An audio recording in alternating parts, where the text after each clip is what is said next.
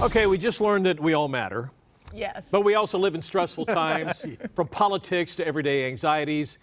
We all need coping mechanisms when life gets tough. But according to our next guest, some of the ones that we think are helping us are actually making it worse. We are welcoming psychologist and author of Healing Depression for Life, Dr. Gregory Jantz. Good to see you. Oh, good to be with you. Yes, stress and anxiety and depression is huge right now. So we have to deal with it, and we have Yes. mechanisms to deal with it, but you're saying there are things that we go to that are probably You know, we negative. do things as human beings that are not always helpful. We turn to the food.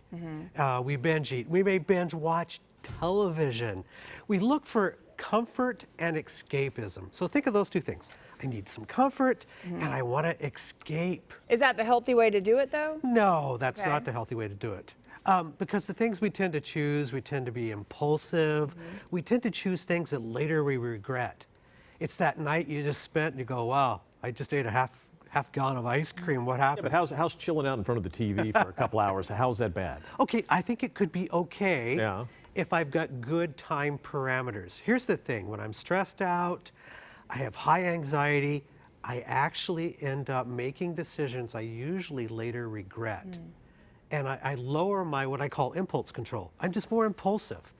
It's like, if you're stressed out or depressed, don't go online and go shopping. What about You'll hit a lot of trip? You also Oh, say a don't trip. go on a trip. Well, okay, vacation, time away, always important. But sometimes we'll go away and we will spend money and we will pretend certain things don't matter when they really do. And we come back with a lot of regret. So part of what we So- want to avoid is this regret. Yeah, what I'm hearing you say is if you eat too much, you're going to get depressed. If you go shopping, you're going to get depressed. 'cause Watch you're too much spending TV. money. Watch too much money. What can you do? Yeah. Well, or spend. Is there anything you can do? So here's the thing, if I do that as a pattern, I can develop addictions. I can develop unhealthy escapism behaviors. And, you know, we've been treating depression and anxiety for 36 years. And one of the things that we've discovered is people, they start with stress and they start to do these unhealthy coping mechanisms. And before you know it, you're way over here on this continuum of depression and it's severe. What are you supposed to do then? What are the Okay. healthy alternatives? We didn't even mention drinking. I mean, that's, Yeah. Well, we that's didn't mention That's drinking. a big one. Yes, and that one will lead to a lot of other regret. So about half of the folks that we see actually have an addiction that started because of stress in their life. So what do? Well, we all need to have movement or exercise. Now, I call it opposite action.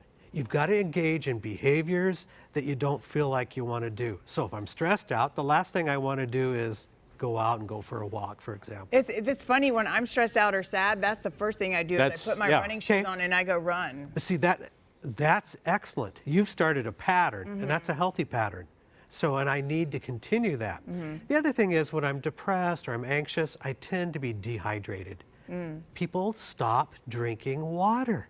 Interesting. And so we've got to, just to rehydrate changes one's mood. So go ahead, get the water back in. Is that scientifically proven that people can be sad or depressed because they don't have Yes, enough and water? one of the things that we're always going to look at is what's the level of dehydration in a person. Interesting. Yeah, so we know that it improves mood, gives us energy, so super important. The other thing I want to mention is we've got to at times ask for help. Don't do this alone. There's times if you've been suffering, it's 6 months and things are getting worse. You know, there is a time to go, I need some help here, and to ask for help. One of the things that I find people regret is I didn't ask for help sooner. What does depression and anxiety look like? What's it look like? Feel like? You know, the depression, anxiety, it's like the gentleman who told me the other day, he goes, it takes energy just to breathe. So I'm so depleted, it's affected my sleep. I'm not feeling restful, even when I do sleep. It's going to affect my nutrition, the things that I'm putting in my mouth. Stress and anxiety is going to also produce a lot of cortisol in the body. What's that look like? That's the stress chemical.